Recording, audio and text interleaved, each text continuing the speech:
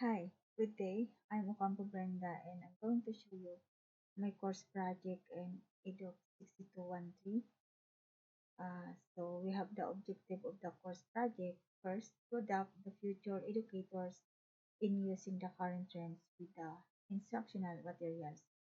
Second, to engage the future educators in the modern classroom and wide audience of distance education. And third, to construct an effective instructional materials with the use of technology or and media. So for the current trends in materials development, there is not much new going on in the field of materials development. There's even a fundamental setback in the area of commercially manufactured materials. Publishers justify this by claiming their own work. So confidential investigations into the desires of learners and lecturers. As a result, is quite certainly due to economics, restraints, and the rising expense of manufacturing the type of multicolored, multi-component coursebook that seems to be attracting the most sales days.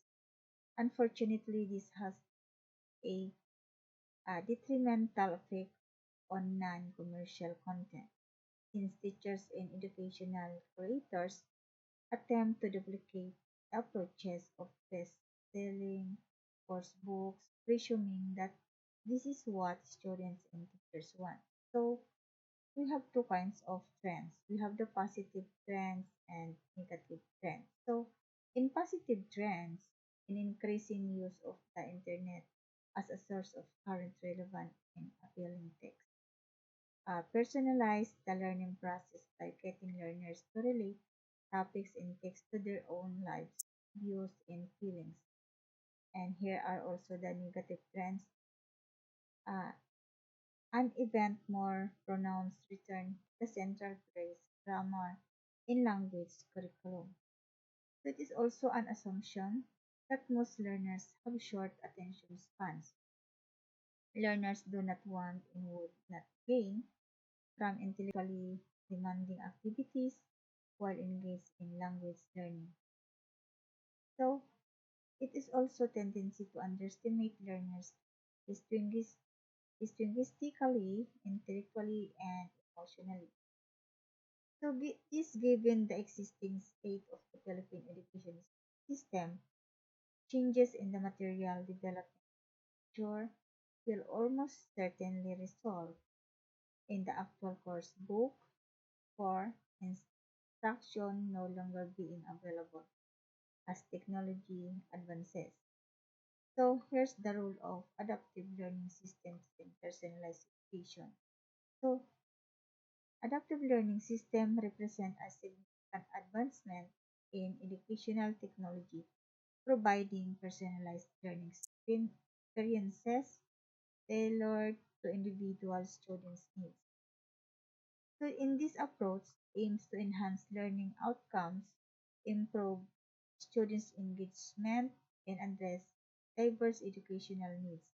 So this is AC explores the role of adaptive learning system in personalized and education, examining their benefits, challenges, and future prospects. So what is adaptive learning? Adaptive learning is refers to educational technologies that dynamically adjust the learning experience to meet unique needs of each student.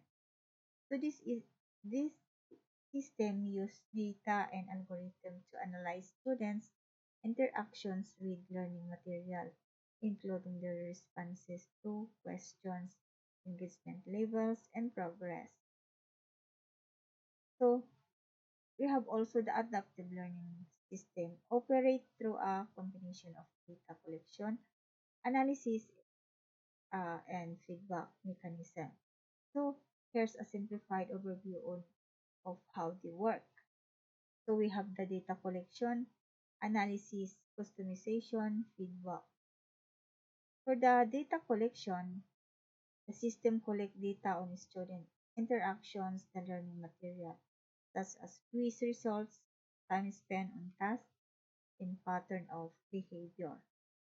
So in analysis, it is also help the system understand its student learning style, pace, and preference. In customization, this may involve adjusting the difficulty of questions, providing additional explanations, or suggesting supplementary resources. And for the feedback, it is also tailored to address individual learning gaps and reinforce concepts. So for the best practices for implementing adaptive learning system, so we have the we, start with pilot program provide professional development for education. Third, involve stakeholder, engaging stakeholder. So for the customization, this may involve adjusting the difficulty of questions, providing additional explanation, or suggesting supplementary resources. And the feedback is tailored to address individual learning gaps and reinforce concepts.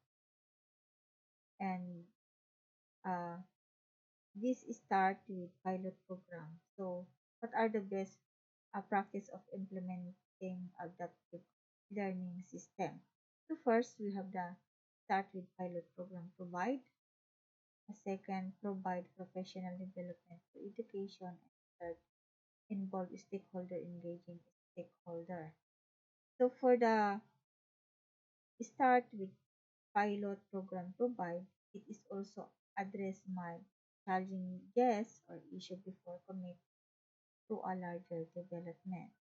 And second, it is also uh, adaptive learning system providing professional development.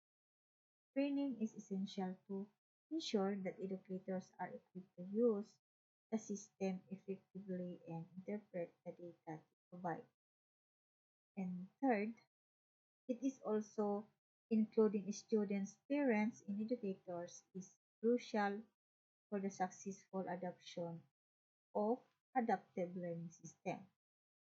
And fourth, monitor and evaluate effectiveness. We have the uh, regular monitoring and evaluation are essential to assess the effectiveness of adaptive learning system and make data-driven improvement. And fifth, ensure equality, equity and accessibility. This also ensure that adaptive learning systems are accessible to all students. Institutions should address issues related to equity and access. So here are also the conclusions. So adaptive learning systems play a crucial role in personalized education by providing customized learning experiences that address individual students' needs. It is also looking for the future adaptive learning system are expected to integrate with artificial intelligence, span across disciplines, support collaborative learning environments, enhance data privacy and security to other personalized learning pathways. So this is the end of my course project. Thank you and have a great day.